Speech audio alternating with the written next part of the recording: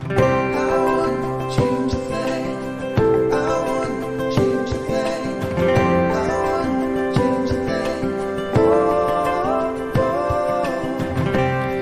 on the worst days, even on the best ones, I will fight for you.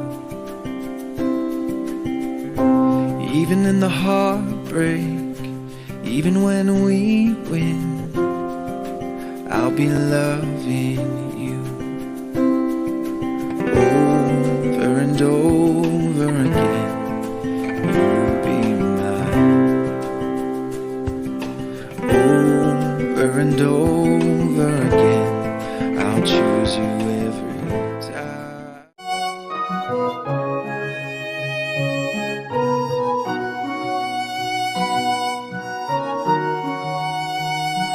Kalvari के पास खड़ा हो, खून की धारा देखता जा, तेरे पापों का यही दाम दिया है मसीह यीशु ने। हम प्रभु परमेश्वर को धन्यवाद देंगे आज की सुंदर सुबह के लिए। आज फरवरी की 29 तारीख है। लीप वर्ष में ये 29 तारीख हमें मिली। परमेश्वर का धन्यवाद करते हैं कि आज हम प्रभु की महिमा कर सकते हैं और परमेश्वर के नाम को ऊंचा उठा सकते हैं। मैं आप सभी का स्वागत और वेलकम करता हूं आज की सुबह इस डिवोशन में। प्रभु आप सबको बहुत आशीष दे।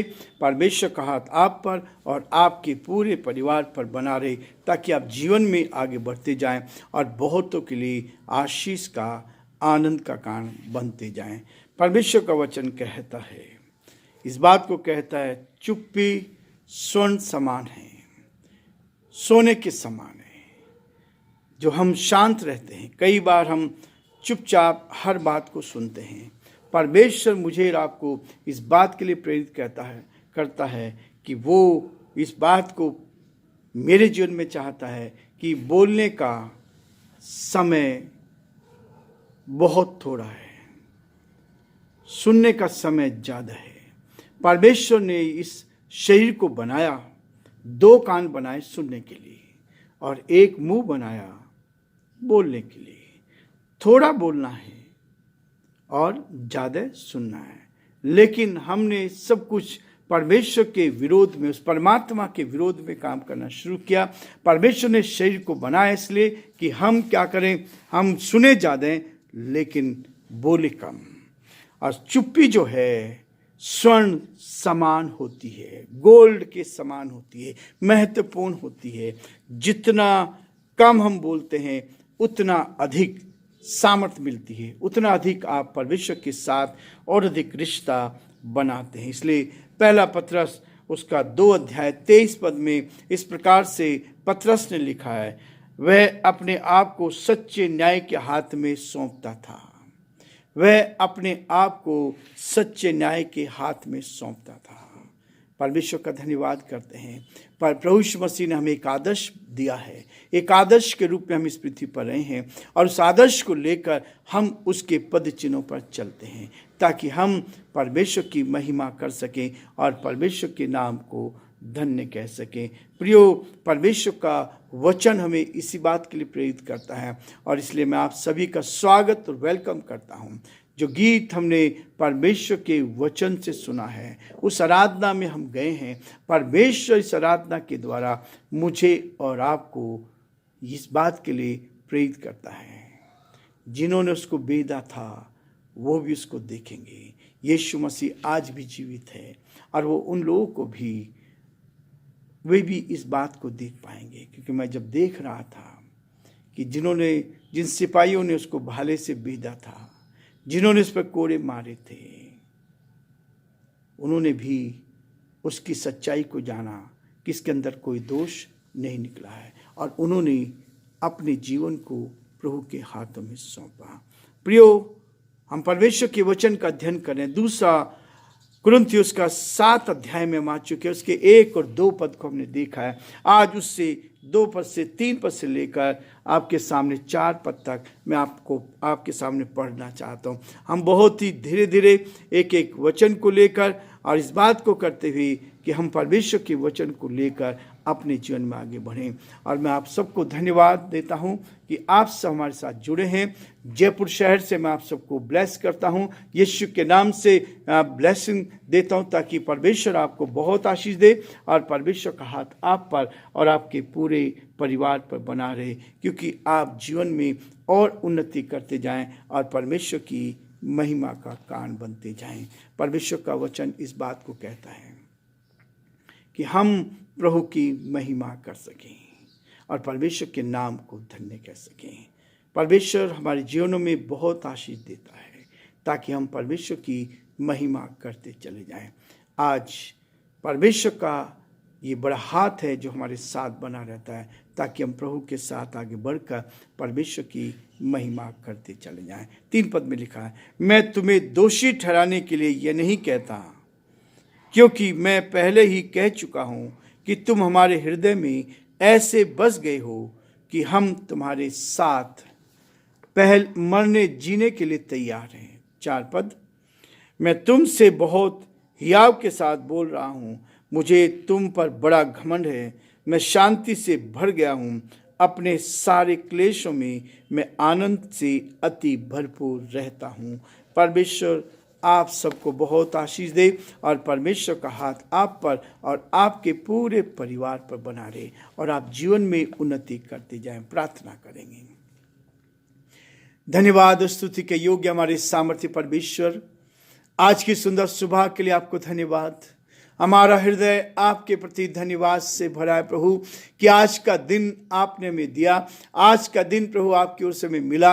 हम इसके लिए परमेश्वर आपको दिल की गहराई से धन्यवाद देते हैं। हे दयालु, हे सामर्थी, हे विश्वास के योग्य परमेश्वर, हम आपको धन्यवाद देते हैं, हम आपकी स्तुति करते हैं, हम आपकी प्रशंसा करते हैं, हम आपके नाम को सराहते प्रभु, क्योंकि आप आदर, महिमा और स्तुति के योग्य परमेश्वर हैं। आज का दिन देखने का सौभाग्य दिया, इसके लिए भी धन्यवाद देते हैं। हमारे सारे भाई बहनों के लिए, सारे श्रोताओं के लिए जो आज की सुबह हमारे साथ जुड़े हैं प्रभु जी, परमेश्वर आशीष की घोषणा करते हैं। आपका हाथ हर एक के साथ बना रहे, हर एक के साथ प्रभु जी आपकी सुरक्षा बनी रहे, बीमारी से, परेशानी से, कठिनाई से बचाएं। आपके नाम में सामर्थ्य है, आपके नाम में चंगाई है, आप अद्भुत युक्ति करने वाले पराक्रमी परमेश्वर हैं, आप जीवित हो उठे परमेश्वर हैं। हम आपकी तारीफ करते हैं प्रभु। जिन्होंने आपकी ओर दृष्टि की, उन्होंने ज्योति को पाया और उनका जीवन आगे बढ़ता चला गया और उनका मुंह कभी काला ना होने पाया। धन्यवाद देते हैं, धन्यवाद देते हैं प्रभु। आपने हमें सुरक्षित रखा, हर परिस्थिति में, हर कठिनाई में, हर दुख में, मुसीबत में आप हमारे साथ रहते और हमें आनंद से भरते। धन्यवाद देते हैं प्रभु कि एक एक दिन आपका हाथ हमारे साथ रहता है, एक एक दिन हम आगे बढ़ते हैं और आपकी महिमा कारण बन सकते हैं। हम प्रार्थना करते हैं हमारे प्रदेश राजस्थान के लिए, इस प्रदेश पर आपके अनुग्रह की दृष्टि चाहते हैं। यहाँ के मुख्यमंत्री के लिए प्रार्थना करते हैं, आपका दया का हाथ उन पर बना रहे, ताकि परमेश्वर वो आपकी महिमा कारण बन सके। हम धन्यवाद देते हैं, हम आपकी स्तुति करते हैं। हमारे देश के लिए, देश के प्रधानमंत्री के लिए और राष्ट्रपति के लिए आप उनको भी आशीष दे, आपका हाथ उनके साथ भी बना रहे। बड़े आदर के साथ, दीनता, नम्रता के साथ इस प्रार्थना को अपने प्रभु, अपने धारकर्ता यीशु मसीह के नाम से मांगते हैं, आमीन। प्रियो, परमेश्वर का ये वचन हमें प्रेरित करता है कि हम आगे बढ़ें, हम परमेश्वर की महिमा करें। यीशु ने अपने आप को सच्चे न्याय के हाथों में सौंप दिया। इस संसार में परमेश्वर उसको इस संसार में भेजा ताकि बहुतों के लिए आशीष का, आनंद का कारण बन सके। इसलिए पौलुस ने इस बात को दूसरा कुरिन्थियों की कलीसिया को दूसरा पत्र लिखते हुए इस बात को कहता है कि हम अपने हृदय में जगह दो, हमें अपने हृदय में जगह दो। परमेश्वर का वचन एक दूसरे को प्रोत्साहित करता है ताकि हम एक दूसरे के साथ उस आनंद में सहभागी हो सके। और जो तीसरा पद है, मैं तुम्हें दोषी ठहराने के लिए यह नहीं कहता हूं, वो कहता है दोष मत लगाओ कि तुम पर भी दोष नहीं लगाया जाएगा। जिस नाप से तुम नापते हो उसी नाप से तुम्हारे लिए भी नापा जाएगा। प्रियो, वो कहता मैं दोष नहीं दे रहा हूं, मैं तुमसे प्यार करता हूं, मैं तुम्हारे हृदय में निवास करता हूं। और वो कहता तुम अपने हृदय में मुझे भी जगह दो, ताकि हम एक साथ परमेश्वर की आराधना, उसकी स्तुति कर सके। मैं तुम्हें दोषी ठहराने के लिए यह नहीं कहता, क्योंकि मैं पहले ही कह चुका हूं कि तुम हमारे हृदय में ऐसे बस गए हो कि तुम्हारे साथ मरने जीने के लिए तैयार हैं। यह है एक आत्मिक जीवन, यह है आत्मिक संसार में जब हम रहते हैं। आत्मिक जीवन वो है जब एक दूसरे के लिए हम तैयार होते हैं। हम अपने परिवार के लिए, अपने बच्चों के लिए तो करते हैं, लेकिन प्रियो, जब आपका हृदय बदल जाता है, जब आपकी आत्मा बदल जाती है, तब आप एक दूसरे के लिए जीने और मरने के लिए तैयार रहते हैं। ये परमेश्वर का वचन है। ये इस बात को कहता है, इस संसार में रहते हुए हम एक दूसरे के साथ आनंद के साथ उसके साथ खड़े हो जाएं, उसके दुख में, उसके सुख में एक दूसरे की मदद करते चले जाएं और एक दूसरे को प्रोत्साहन करते चले जाएं, ताकि परमेश्वर को महिमा मिलती चली जाए। और यीशु ने अपने वचनों में हमें सिद्ध किया था, इस बात को बताया था कि हम उसके साथ आगे बढ़े। यदि उसके साथ में उसे गलत समझा गया, लोगों ने उसको गलत समझा, लेकिन प्रियो, परमेश्वर का वचन मुझे आपको कहता है, परमेश्वर ने, प्रभु ने मेरे आपके लिए अपने प्राणों को दे दिया, ताकि हम उसके साथ आगे बढ़ते जाएं और परमेश्वर की महिमा करें। उसने कहा, परंतु पवित्र शास्त्र की बातों की ऐसा ही होना अवश्य है, क्योंकि पूरी होगी।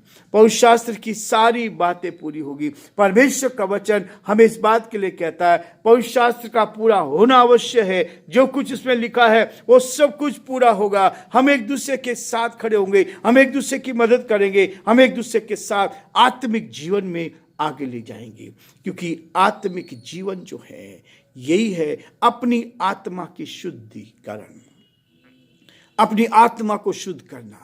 यदि हमने इस बात को सीख लिया कि मेरी आत्मा कैसे शुद्ध होगी, पवित्र होगी, तो वैसे ही विचार हमारे होंगे। हमारे मुख से बहुत सारी गालियां निकल सकती, लेकिन प्रियो, परमेश्वर ने इन सबको अलग कर दिया, ताकि ये गालियां हमसे दूर हो गई, ये लालच दूर हो गया, ये बेईमानी दूर हो गई, ये गलत चीजें, रिश्वत देना दूर हो गया। परमेश्वर ने ये सारी चीजों को हमारे जीवन से अलग कर दिया। और यही है वास्तव में, जब आप प्रभु के साथ चलते हैं, ईमानदारी का जीवन जीते हैं, तो परमेश्वर हमें क्या कहता है। उसके बाद 4 पद में कह रहा, मैं तुमसे बहुत हियाव के साथ बोल रहा हूँ।